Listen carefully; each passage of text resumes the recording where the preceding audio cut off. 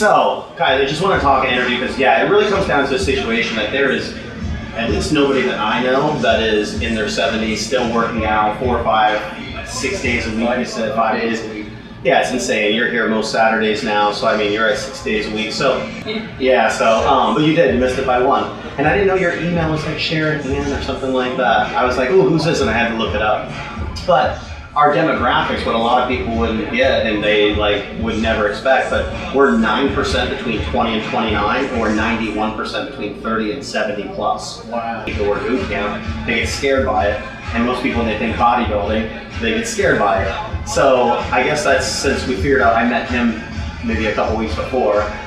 I just love it. I just love fitness, and I just want to always keep looking better and better and become stronger and stronger and more definition. You know, I love that whole deal. Yeah. So meeting you was kind of like.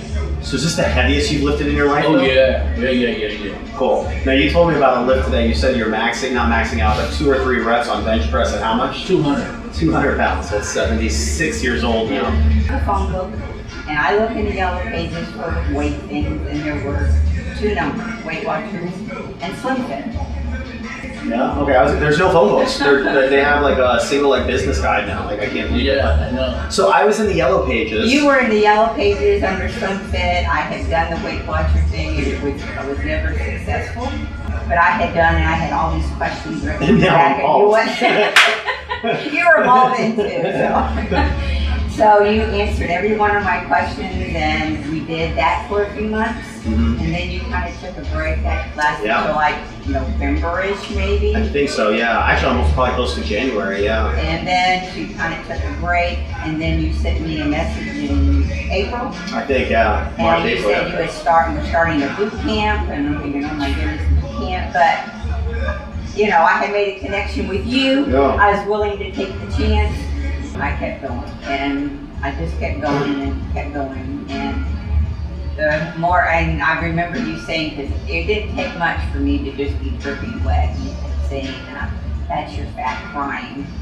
I wanted it to sob. So I kept coming, kept working out. So many things I could not do. Yeah. I could not get down on the ground. On the ground. Get on the ground, get up off the ground. There in the beginning, because we were one-on-one, one day we just spent him getting me down and you getting me up. Eventually, I'm still slow at getting up, but I can get up. Get up. I get up. The easiest getting started, did you had a structure, or what was did you like trying something new each time? Like what was your way that got you kind of into a routine? Is it time that we change things around a little bit to do things a little different? Yeah, I remember your shoulders and triceps, I think, took off like crazy first, and then I surprised was surprised, peripheral vision, seeing a bump over here, and I said, oh my goodness, it's my shoulders are starting to appear. Yeah. The muscles in your legs. So how many years into that was that? That was 71, like 3 years ago. So I had that's hernia 73. surgery. Okay. I had like a groin pull, and I couldn't do anything. Yeah, I was gonna say it started with a muscular pull, right? I couldn't do any quad exercises for my legs, and now I'm doing singles and doubles. How long did that take to recover, and like what did you do in the meantime to not lose your mind? I love exercising and I love lifting, and that was holding me back, right? So when you have it start to lose it, you want to get it back. Exactly. Yeah. And little by little it came back. So your setbacks were mostly at the beginning when we first started, of just mental, I guess, one of the biggest things, but the fear of like not getting on the ground. We were in the backyard, so it was getting over those hurdles. I remember we had lots of Cry Fest together. So I guess we'll ask one thing at a time. So when you got on the ground the first time, did that give you more confidence that, okay, I'll be able to do this on my own eventually? Or were you still in doubt? I was still in doubt that I could do it on my own. Yeah. Because I hadn't been on the ground. To hold on to So a there bar. was, the one on the ground, and I did sunrise, sunset on the ground. So I still, And you felt it? I felt it. Absolutely. You could feel it. Yeah.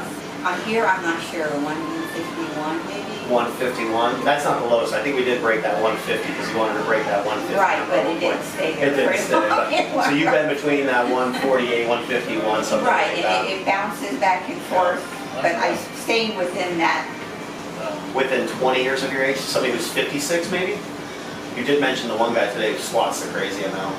Can he lift what you lift? No. What's the biggest fear, I guess, that you had to overcome? I guess that's the number one question I guess everybody comes with, but what's the number one fear? Every day every meal is a choice. You know, to eat or not, or what to eat, See, for everybody else, it's what to eat. For you, it's eat or not. That's not the right answer, and I think that's it too, and that's the thing people need to hear is like, so 6 years later, 170 pounds later, it's still fucking hard. We were talking about, he made some diet changes today, so I guess, what was your biggest fear when you started, and we'll lead back to that. So what was your biggest fear, I guess? Can I stop you there? Do you chase a feeling? No. Are you thinking that there's still something left to accomplish every time, or what's the... Because I know you talk about the pump today, like when you have that pump feeling, you take over. Yeah, I pretty much, listening to you all these years, you get an education, and we all slip, have a pizza night or something like that. But in your mind, you know what's right and what's wrong. Oh, burn! I always think, what are my choices? Like, a lot of times in your house, you don't have the right thing to eat. I'll almost go without eating rather than eat crap. Did you like that answer? Do you want to give him a high five right now? I was going to say, that's really it. So like, it almost seems to me, it's like people get to like 50, 55, they get to their last couple years of work, their kids start moving out of the house, and where, again, like I told you, that's our highest demographic of clients, but there's still, 300,000 people in Pasco County who aren't working out here that are between 50 and 65. Like, And I can remember you going back to the food. If I messed up, my diets back in the day had to start on Monday. And don't ask me why, but Monday was the diet day. And if I messed up Monday afternoon or Tuesday or Wednesday, I couldn't start a diet the next day. It had to wait till the next Monday. So you'd mess up for 5 days. And I don't do that now. Yeah. So did you find a spot anytime throughout your adulthood where you got less active or anything like that, or were you pretty much always active throughout? Yeah. Did you ever suffer any setbacks, any injuries, anything like that? Just that hernia injury. Wow, so at 70 something was like your first major injury? I mean, whenever I go to the doctors for a checkup every 6 months, after the blood work is done and the exam is done and he comes out with me, he says, whatever you're doing, keep doing it. And had a couple different skin removal surgeries and different things to kind of make that finished project. Now, does she think she's a finished project? No. That's the one thing is like doing all that was like, she was away from the gym for 6 weeks, 3 different times, right? Something like that.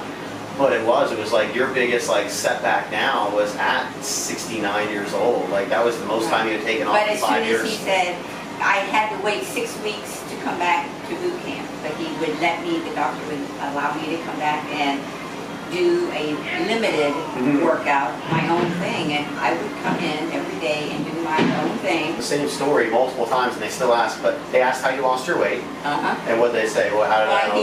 He asked me what was my highest weight, and I said it was in the 320s, and he said, what are you now? And I told him in the 150s. I was telling Ashley the other day, I said I was never the type that wanted to toot my horn as a teacher. If the principal liked something that I did, I want you to share this with the staff. And she looked at me and said, you don't want to do that. No, I don't want to do that. So that's just my personality. If you want to call it the snail's pace, but you've got the snail's pace over 6 years, and like the graph has not gone up. I mean, maybe every once in a while you've had a little like a pound or two gain, but it is consistently for almost 6 years gone down. And I mean, that is it. You, Katie, there's only a few others that we can say same thing from the backyard days, from the original boot camp, that have still continued to be consistent and make progress. So in 6 more years of wisdom and confidence and knowledge, holy cow, in 6 years I'll be exactly half my age. Oh my gosh, I am half your age now. In 6 years I'll be half. That's something else. But guys, thank you. I can't say it enough. Like, you've been a great friend for years, and your family. It's awesome. Thank you guys for sharing your story. So I mean, what could you ask him? What could you pull from him? It's my mindset. Yeah. It is. And you know what else? What is the other thing you talked about today that everybody says makes you look young? Posture. Where you're slouched, man, this guy is everybody that's old, they walk through Lowe's all bent. She walks like she's 100, but she moves like she's 70. You just lost 5 pounds. Everything's going to change. Exactly. Yeah. So maybe that's what we start saying, shoulders back. Shoulders back. You know, we talked about emotion trigger going through, or action trigger emotion, however, but that's really it. Like, as soon as you have that one emotion, make your action basically shoulders back. Like, that's what I wonder is like, yeah, what could you pull from each other? But this woman is the most consistent, but I guess you've been pretty darn consistent too. Oh, yeah. But she's doing some sit-ups, man. And like where everybody else needs to hold their feet, no feet held like she's doing it herself. But I think I told you that before. Yeah, we've had so many.